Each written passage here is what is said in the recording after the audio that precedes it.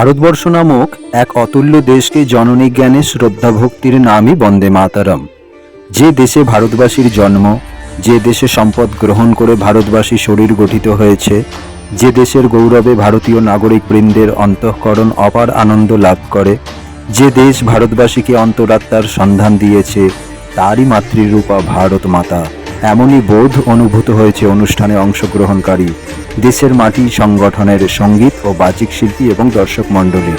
সেই ভাবজগতে অবগাহন করবেন বলেই অনুষ্ঠানে এসছেন এবং অংশগ্রহণ করেছেন। এদিনের উদ্বোধনী সঙ্গীত সূত্রে সোমা বন্দ্যোপাধ্যায় সুরের ছোঁয়া পরিচালিত সংস্থা সমবেত সঙ্গীত উপস্থাপন করেন। দেশের মাটি মাতৃ মিলন মন্দির পরিচালিত একক সঙ্গীত পরিবেশন করেন সঙ্গমিত্র মিশ্র। দেশের মাটি কল্যাণ মন্দির পরিচালিত একক সঙ্গীত গেয়েছেন স্নেহাংশু দত্ত। গীতি আলেখ্য পরিবেশিত হয় প্রসেনজিৎ মণ্ডলের রানাঘাট কথামালার দ্বারা।